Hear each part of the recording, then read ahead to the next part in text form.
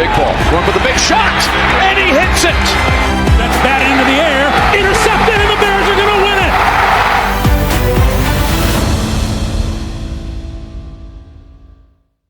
Kyler Gordon gets the well-deserved big extension that we all knew he was going to get. Worst kept secret of the Bears offseason. This slightly alters plans for the Bears, especially if you're Nick and I looking at 10 million different scenarios about how this team could do things. Welcome to the Halas Beat, brought to you by the Bear Report. He's Nick Whalen, I'm Usayd Koshul. Check us out on Twitter at Usayd Koshul, at _Nick Whalen, at Halas Beat. So, dude, Gordon gets his money. There's tons of smoke, I feel like, around some of these running backs. Defensive tackle is a position that, because the Bears signed Grady Jarrett and every other prospect is not named Mason Graham, Bears just, I feel like people are not talking about them, D tackles. And so, like, where do we even start here as it relates to the Kyler extension? Because you knew this was coming. It was just a matter of time. Yeah. I mean, to me, it's whenever you extend players on your team, I feel like it's a good locker room vibes, because hey, you play well, you get rewarded. And so, I think that's a boost to veterans that they just brought in, like, Tooney should have expected an extension, but like Tooney or draft picks or undrafted free agents, whatever, it's like you play, you ball out, you get an extension. But here's an angle that, and again, I hate to be negative all the time, man, but here's the negative. Okay. I love Kyler Gordon. I think that he gives such different looks in terms of he can blitz off the edge, he can run foot off the edge, he can cover almost anyone. Because, again, like y'all, slot corner is the toughest position. I think it's more tough than outside corner, because corners are a reactionary position, and slot literally they can go both ways. Outside corner, most of the time it's like vertical or in, or they stop. But slot corner, they can cross all the way across the field, they can go out, they can go vertical. It's tough. So what he does is awesome. The problem is he hasn't stayed healthy, man. And so, like, that's a concern I've had all along. I was like, well, extending him would be great. Yeah. But, like, also I want to make sure he's going to stay healthy, because, like, he just hasn't. And so that's been a problem with this team. That's been a theme. I hope Ben Johnson and new coaches come in, and I don't know if they change their strength staff at all, but, like, between the O-line last year, Billings, you got Kyler Gordon, Brisker, like, on through the list, man. Like, this has been a pretty beat up team. And so, don't get me wrong, Kyler Gordon deserves it. He's one of the best nickel corners in the league. I just want him to stay healthy, because then he can have a bigger impact on this team. Yeah, and for a lot of the people that don't necessarily understand the contract numbers here, I'm just going to break something down. So this is essentially, Kyler Gordon basically with this deal is under contract with the Bears for 4 more years. He still has the rookie contract. He's got a year left to go on that, and then what's going to happen is then this new 3-year extension gets to go and kick in. And just for perspective, right? People are probably like, well, we saw on Twitter that the Bears only had $9 million in cap space. So does this mean the Bears are negative in cap space? No, it doesn't. Because what you're basically doing here is that you are basically extending him, and it's, in a sense, I mean, the contract details still have to come out, but, like, his cap hit for 2025 is still $4.5 million.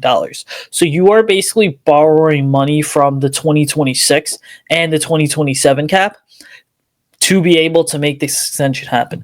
Now, to your point about the inability to stay healthy, like, it is concerning to me, because he has yet to play a full season in the league.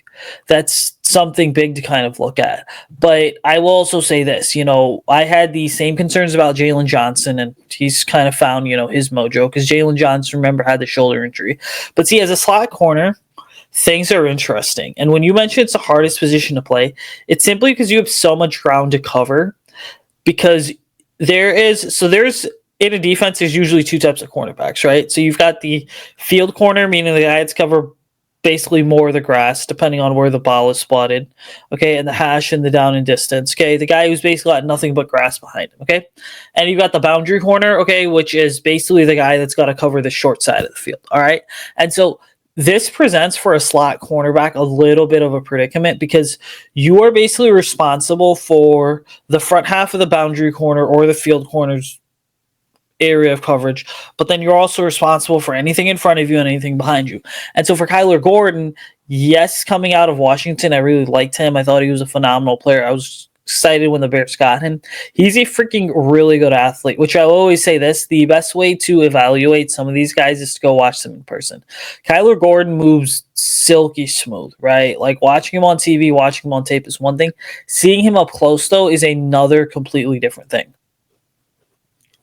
You know, one of the things, too, is you see him do all his celebrations and whatever. You could just see the spring, and he's a springy athlete. And the one thing, and again, this is the coach in me, again, negative, y'all. I'm sorry to do this, but like every time he does his flip, I'm like, oh, don't get hurt. Like, I just think that all the time, you know, like, but yeah. And he, having a chess piece like that, I think covers up a lot in your defense. So, you know, we've talked about Tyreek Stevenson before. So I guess this is probably the next question with Kyler. So again, first off, like when players get paid, like I'm all for it because their careers could be long, they could be short. We never know. So like when you're in, get paid. Like congrats to Kyler Gordon for that. Tyreek Stevenson, I haven't been as big a fan of. Do you think them extending Kyler and they already extended Jalen changes the talk about Tyreek Stevenson? Like they have to stick with him, or you think they still could try to upgrade to the draft and draft somebody? Yeah, that's a conversation I go back and forth on because part of me is like, okay, the Bears were a total mess last year. Like anyone that was on the roster last year, unless they were egregiously bad, like, and I'm talking bad to the point where like you just could not justify bringing them back. I mean, I would say you probably stick it out with with Tyreek Stevenson. And again, here's why. I think that, you know, a new staff is going to come in and a new staff is obviously going to want to get their own guys in there.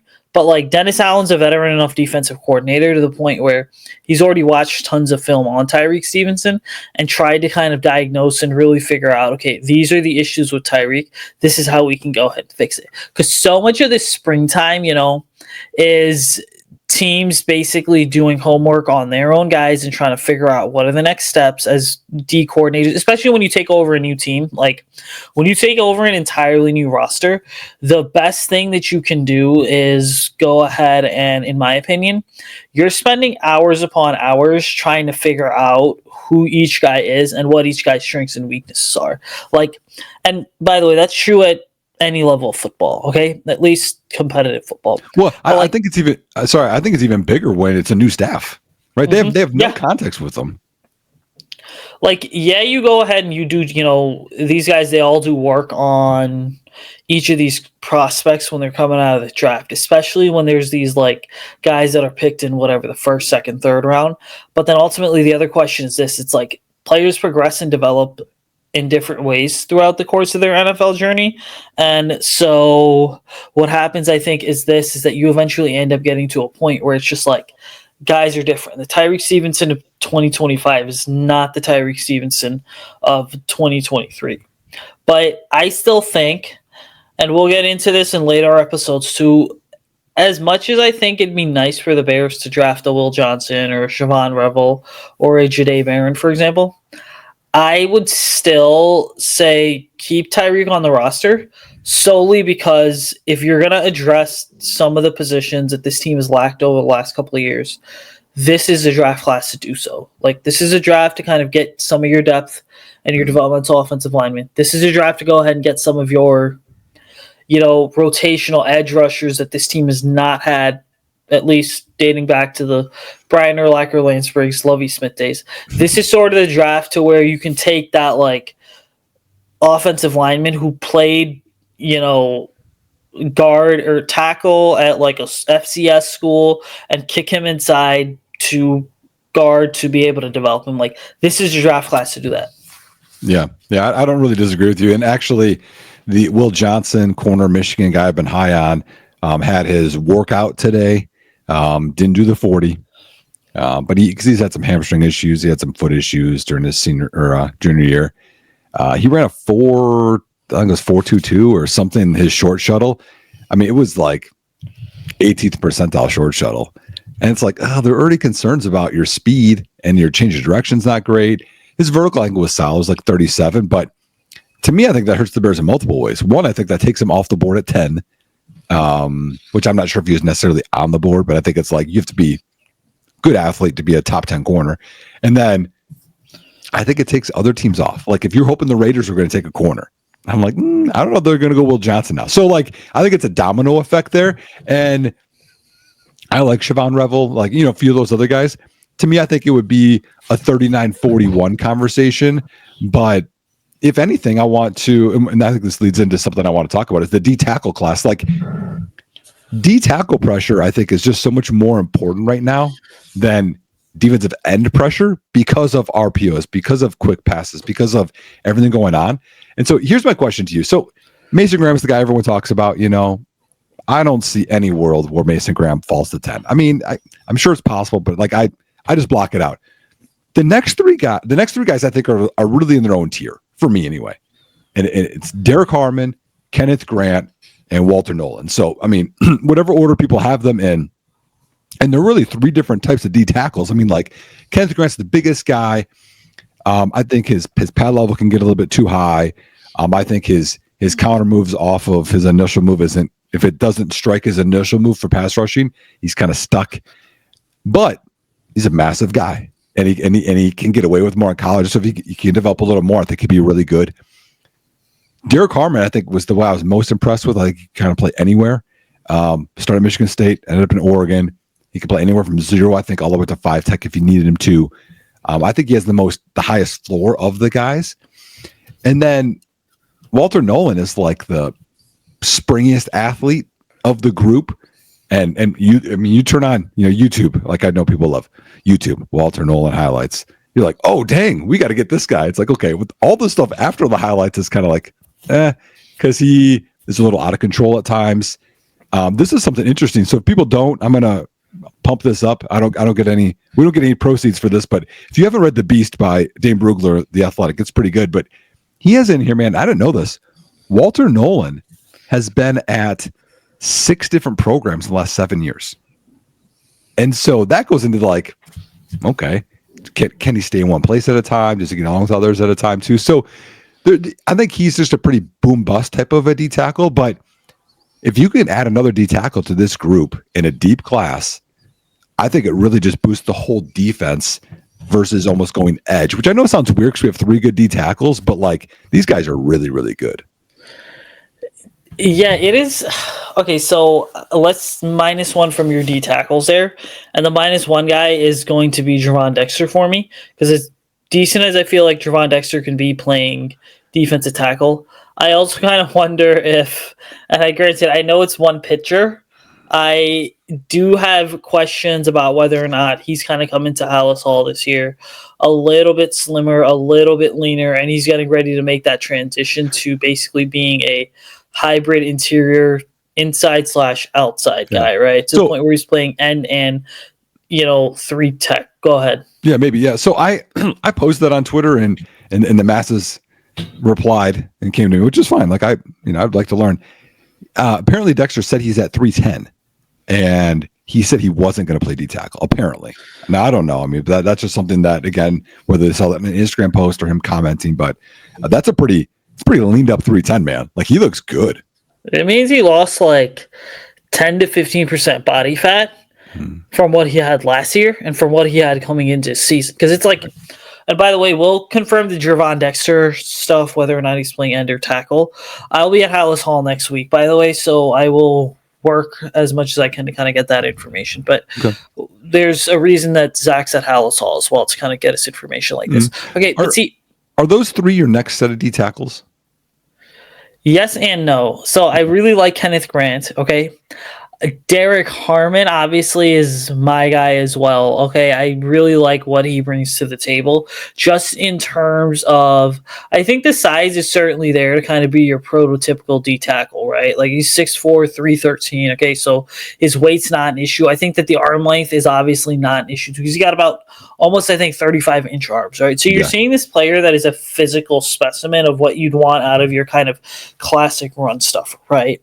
But then also you're seeing a player that I think is pretty solid when it comes to athleticism as well as the point of attack, right? Like as a defensive lineman, you got to be able to shoot your hands. I think that Derek Harmon does that really freaking well. Just being able to go ahead and to make sure that, offensive linemen are being thrown off their balance there. So I like Derek Harmon. Now, I will say, this is just being fully realistic here, okay? Looking at the draft order right now, I think Derek Harmon is a first-round pick. I think that there's going to be some team that's going to take him and some team that's going to be like, hey, well, draft Nick's out there, which passive-aggressive comment here. I think it's a good thing that the GMs and the head coaches don't listen to the fans, okay? But they sometimes listen to the reporters. I'll say that. But the thing is this, right, is it's just like, I think Derek Harmon is a first-round pick, okay? I think that he's a guy that, so many people are kind of vastly underrating here. And it's simply because people have locked on to it's got to be Mason Graham. Well, I posted this, I don't know, probably this past week, just after watching more of his stuff. He's a sneaky guy. I wouldn't mind the Bears taking at 10. I mean, you think of like high floor, like his position where he'll play, y'all, I would consider a premium position because like a nose tackle I would consider not, but he can play anywhere. And in terms of what he can add to the room, but add to the team, I feel like would be an impact player rookie year and moving forward. And he kind of has less flaws, I feel like, than the other guys. And because the interesting thing is, man, I put this out here on Twitter in terms of like today, like who do you pick? Because I want to think of worst case scenario, man. Like Genty and Campbell and Membu and Graham and Tyler Warren are gone, and the other ones. Where do you go? So I put like Michael Williams, Kelvin Banks, Colston Loveland, and Derek Harmon. And Derek Harmon got the second least votes, but I was like, he's a player, man. Where'd Colston Loveland rank for that? Dead last. Yeah, of course. This is ridiculous. I know. He's a good player, dude. It's interesting. I listened to, do you listen to Nate Tice much or no? Yeah, sometimes. Yeah, he was on CHGO, but I listen to his own stuff over at Yahoo. Used to be on The Athletic, y'all. Like, again, I research a bunch, so I listen to other people because my opinion isn't the only one that matters. So the more opinions I can get, he mentioned Derek Harmon and Colston Loveland as guys he would like Chicago taking, and he's a Bears fan, I think. I mean, his dad used to coach for the Bears, so. Yeah, Nate's met Nate 1 year, I think, at training camp. Got a lot of really good stories, but okay, so you mentioned all these guys being off the board, dude.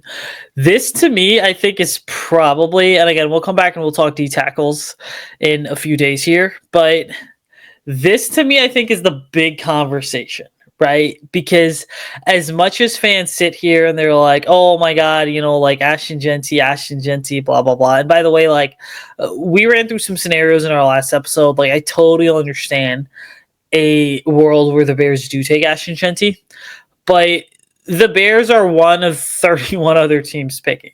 Now, I'm not saying all 31 teams are going to pick Ashton Genty, because in that case, if that were the case, then you'd see Ashton Genty at number 1 overall to the Titans, okay? But there's a handful of teams like Cleveland that moved on from Nick Chubb, like New Orleans, like Las Vegas, Dallas even picking at 12th overall. Sean Payton, I wouldn't count him out as being greedy to want to trade up and grab Genty. I would even say this, that the Steelers are another team as well that I look at and say, hey, you just lost Najee Harris. Let's go Ashton Genty. Yeah, I mean, I could see them.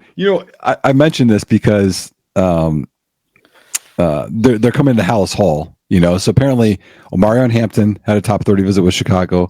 Caleb Johnson is, and Ashton Genty is. And I just made a funny comment today. I was like, well, I wouldn't mind if the Bears are just putting a smoke screen out there, so it makes multiple teams trade up for Genty and Hampton. Now, again, I would take Genty at 10. I just don't think he's going to fall there. But having someone else jump them for Hampton, who I'm not a huge fan of, he's okay. I just don't think he's special. But they jump them for all these running backs so that way they can get other value, can like fall to them. It's like this huge smoke screen strategy by Ryan Poles and them. But there are some running back heavy teams, that need backs, whether it's round 1, but also you think of the top of the second round there. Like you go all the way down. So like, at 39-41, I personally don't want to go running back. I'll talk about that in a minute. But like it starts out Cleveland, they have 33. So that certainly could be a running back there. The Giants, they have Tyrone Tracy. He had a good year last year, but also like you could have a second back. You know, how much are you going to rely on a former receiver to, withstand everything there? Jacksonville, Travis Etienne is in the last year of his deal. The Raiders again. So if the Raiders don't get Genty and he goes to one of the other teams, they have another one there. So like, there's a lot of teams, man, that I think could go running back. And I just personally am like, if you don't get Genty at 10, then just wait to 72 because I don't know how much you've studied the running back class. There's a lot of running backs I like. And the difference between Trevion Henderson and Quinshon Judkins to that next group of, I've talked about Sampson and Scadaboo and Damian Martinez, et cetera, isn't as big as, if we went O-line at 39 or 41 or D tackle. We just talked about the D tackle class, but there's some good D tackles later on, Tyleek Williams, et cetera, or DN. Like, I just feel like we could go other positions there. And the irony, I feel like, man, is like some people are like, don't spend the 10th pick on a running back. That's too valuable.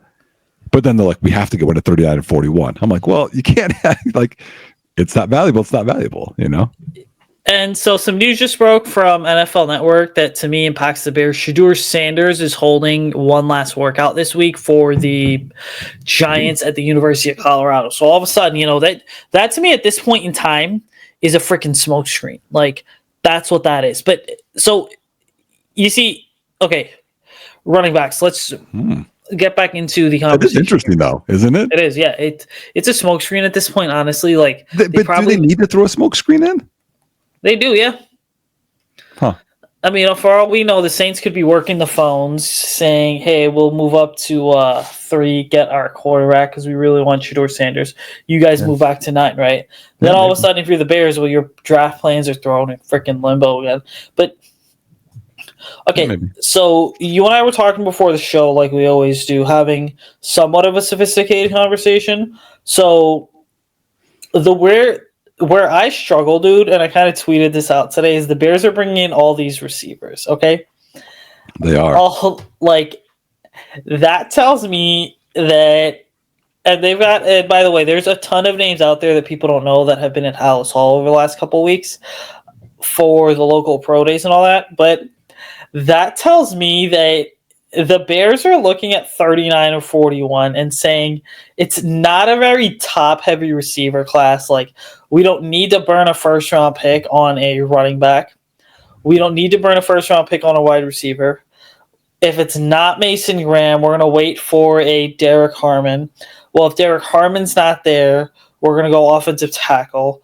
But wait, we don't really need an offensive tackle because we already have Joe Thuney and Jonah Jackson. Like, we kind of traded for those two under the assumption that we weren't going to be able to rebuild our line through the draft. That leads me to wide receiver and running back. So if the Bears go with a receiver at 39 or 41 and they go with a running back there, like, okay, I could see where this team is going. They're trying to kind of stack all the talent that they can for Caleb Williams. But I'm also just like, them bringing in this many receivers is unusual because they just had one of the Ole Miss guys there today at Halas Hall. Was it Trey Harris? Yeah, it's Trey Harris, right? Okay. So this is a situation where I'm just like, the Bears are not the only team that needs a receiver, right? Like, you look at that second round right now. And by the way, I should mention, if there's a receiver that's going in the top 10, I think it's Tet McMillan heading to the Panthers because they could use another sidekick alongside Xavier Legette. Yeah. But, like, I look at the second round here, and I'm all of a sudden like, okay, yeah, Cleveland trade away Amari Cooper. The Giants, let's just say they take a quarterback. Now they're taking a receiver. Tennessee's probably going to end up going with a receiver. Jacksonville, I get they got Brian Thomas Jr. Vegas trade away Devontae Adams. They have Brock Bowers. New England could decide to, which means Vegas could take a receiver. The Patriots could say, hey, we're going to go ahead and we are going to take a receiver to pair with Stephon Diggs. And that leaves the Bears in a weird situation because it's like, if there's a run on running backs in round 2, which, knowing the fluctuations in this draft class of these prospects, because it was kind of, Ashton Genty was here, and Ashton Genty's still here, but some of these other guys I think are creeping up. What you're going to start to see is this massive run on unexpected players that no one expected.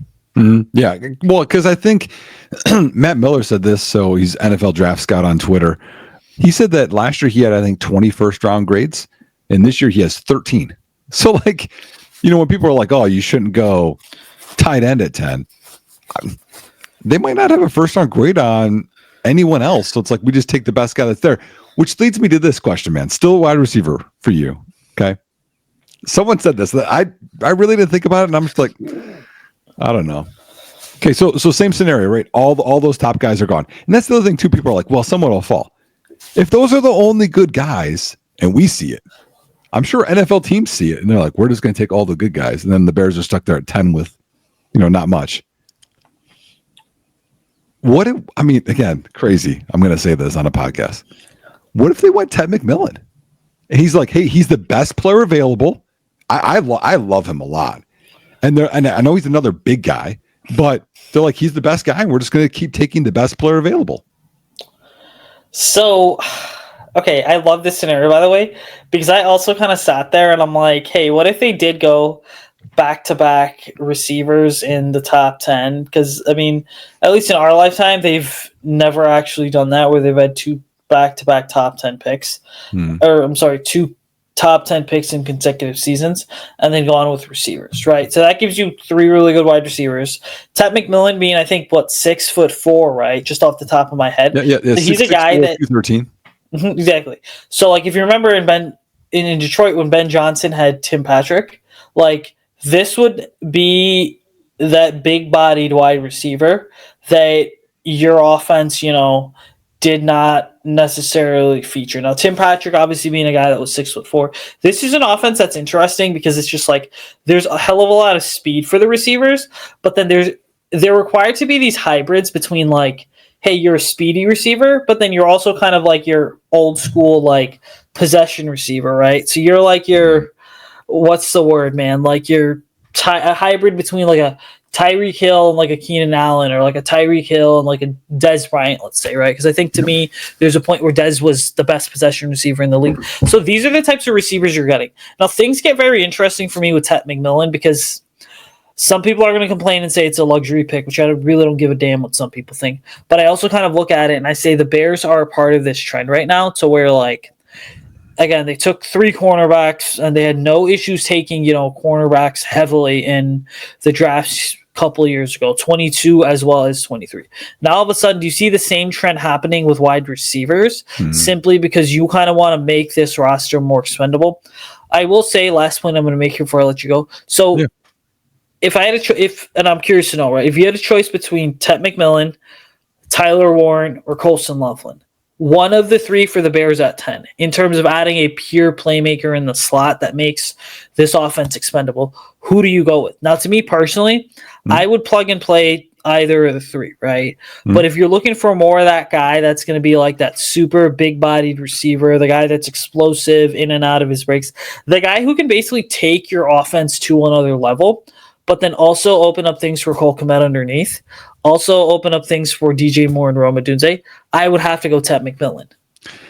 Yeah, and honestly, it's so weird that, like, we're talking ourselves into this, because I'm like, and I know there's people, there's people screaming trenches, like they're like, these guys, they got to do trenches.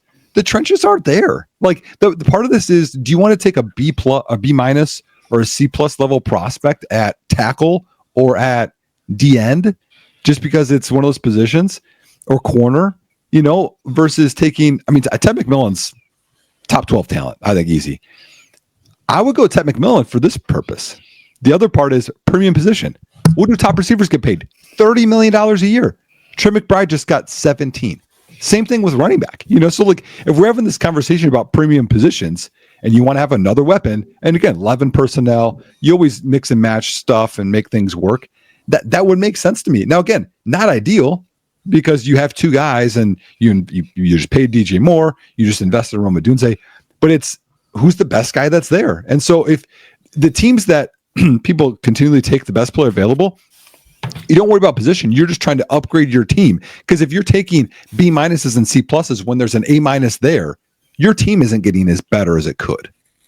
Yeah, this to me, when it comes to adding some of these playmakers, to me, it boils down to 2 things. Number one, how does the player fit into the offense and just the grand system of things? Okay, because again, having a superstar player on your roster is flashy, but if that superstar player doesn't fit your scheme, then the superstar player does not matter. As much as players make schemes, but schemes also make players. Like, that's just the reality of the situation. And so, number one, you're looking at how that player fits in your scheme. Number two, you're kind of trying to understand how that specific player is going to make the other 10 guys around him much better. And so, to me, I kind of look at this entire situation and I'm like, I could totally see the Bears going a receiver with a high draft pick. I know that some people are going to be pissed off at that, but like, this is the draft to where like, you're really going to sit here and convince me that there's going to be a random free agent receiver that hits the open market in June or July that the Bears scoop in, right? Like, I love Tyler Scott, by the way. I have had 20, 30-minute conversations with Tyler at times in the locker room, and he's a freaking dude. Like, I wish that he got more opportunities last year, but part of me is also just like, this is me speaking objectively, that he is the type of player where like you really wonder if because he's not the fastest guy on the field, but you really do kind of wonder if his true value is kind of that like wide receiver 4 / like special teams type player, Yeah. So if the opportunity there is to upgrade, then the Bears go ahead, they upgrade. Mm-hmm.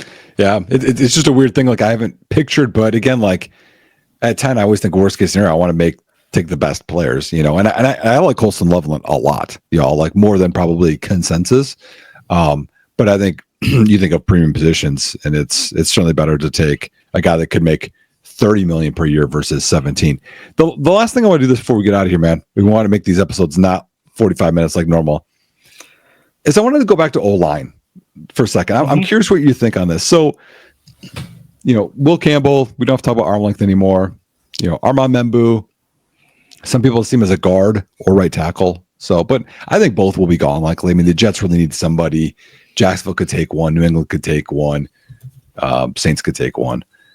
Kelvin Banks is a guy that is kind of all over the place. Brad Biggs had him mocked as their 10th pick in some recent mock.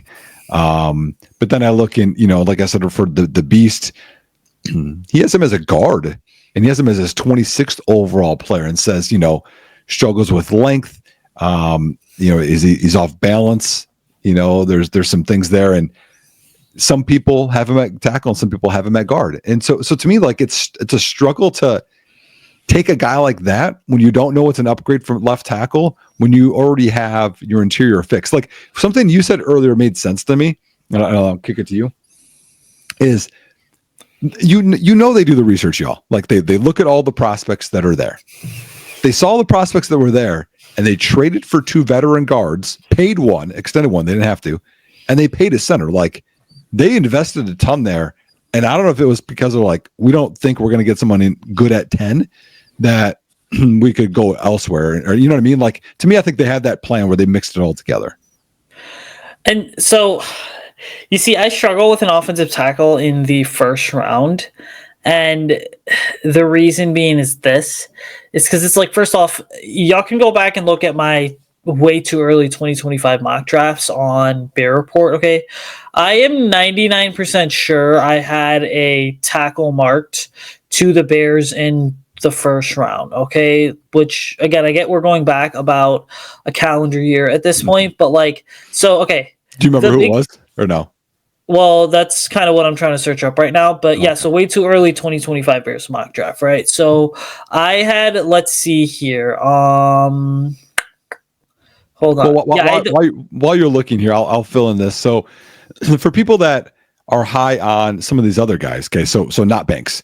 So if you're high on Josh Simmons, okay, just want to let you know, there are whispers about his character stuff, and it's not as much character off the field as it's like his football stuff, in terms of kind of does his own thing, like some concerns in teammate or locker room or whatever it is, but still there's concerns there, and that's whispering, and I've heard that could drop him around on some teams' boards. The other one is I'm hearing Josh Connolly Jr. is for sure a first round pick, so late first. So if you're thinking, well, we'll just get him 39 or 41, he's likely not going to be there. Yeah, okay, so I have the draft pulled up in front of me. Okay, so just for perspective, right? I had JT Tolomolu being mocked to the Bears with the 20th overall pick. But that was also me assuming that, some of these guys like a Will Campbell and a Kelvin Banks were kind of off the board at that point. So that kind of takes care of that. Okay. But see, the other big thing to me that I think I struggle with this here in this situation, and it's simply because to me, I look at where this Bears team is at and I'm just like, all right, maybe, just maybe they believe enough in Braxton Jones to the point where they don't need to go ahead and they don't need to take a offensive lineman early, right? But I also, going back about a calendar year at this point, looking at my 2025 offseason preview, right? So I successfully hit on the fact that they're going to move on from Nate Davis to Marcus Walker and Gerald Everett. So there's that, okay? I also did mention that the Bears would possibly look at adding another left tackle, okay? And I have Will Campbell here as being kind of one of the names to watch. So that means that means I knew something. But let's see, I struggle with offensive tackle because I'm just like, what if it's not there for the Bears, right? Yeah. Like, if Will Campbell and Membo are off the board, Banks is your next best guy, like, you get to a point where 3 and 4 are kind of all over the place, right? Where you're just like, all right, Kelvin Banks here or Josh Connolly Jr. Well, if it's not one of those two, maybe you run it back with Braxton Jones and say next year the kid from Alabama that is 6'7", 6'8", I think, that is probably going to go higher than the Bears can pick. Because for those of you guys that don't know, the Bears are picking at 32 overall in the first round next year. Okay, what's going to happen is maybe they're just waiting for next year to get that like true, Ben Johnson type left tackle. Yeah, no, that's really could be the case, and so that's a part of what goes into this, y'all. Is like they look at the pockets of the talent, and again, I think Banks is probably a B-, C+ guy at 10 overall, versus I think Tyler Warren, Colson Loveland, Ted McMillan are probably A-. I would say Derek Harmon's probably a B, maybe a B+. And they also brought in Shamar Stewart, man, and I was like, they brought in Shamar Stewart and Omarion Hampton. I was like, these are like two of the guys I do not want at 10. So, you see the little poem that I wrote for you? Oh, I like that poem. Yeah, I didn't know you had that in you. You have some talents. Yeah, I'm very much what do you call it? I am, when Ben Johnson was up there at his introductory presser talking about how like, hey, I can change myself based on the situation that I'm in. Like, that is kind of me to a T, because I just feel like I put on so many different hats between like this show plus the one I do with Andrew plus like journalist / like coach, right? That like you have to put on like a million different hats, Plus, like, I mean, my bookshelf is in the other room, but I do read a lot of books. So we're going to get out of this thing here, people, because I got to go read some stuff on quarters coverage, but also go eat tacos for dinner because that's what we're having tonight at my house. So make sure you're following us on Twitter @_Nick Whalen, @Usayd Koshul, @Halas Beat. Check out the Bear Report podcast. Check out the Bear Report website. A lot of really good draft coverage coming for you guys. Like, rate, subscribe to the podcast plus the YouTube channel. We will go ahead and be back in a few days here. Going to have another really good episode for you. And then for next week, it's the biggest week of the NFL offseason. Keep it locked and loaded. We are going to go ahead and have tons of coverage for you guys. I'll be at Halas Hall. We'll be doing a live stream on Thursday night. There's going to be a lot of really good stuff all throughout next week, so keep it locked here. But other than that, ladies and gentlemen, well hold on. Bear down. Go ahead. If you guys want to see me talk about the Bears draft, I'm going to be live with Steven, right? Yeah. So Thursday and I think Friday for at least their picks. So if you guys want to interact, we'll try to make it work for you guys. Exactly, and I'll probably try to hop into those things depending on how my 50-mile drive to Halas Hall goes, because I will be farther west than I will actually be, but than I should be on Friday afternoon. But anyways, people, we'll see you guys next time. Bear down.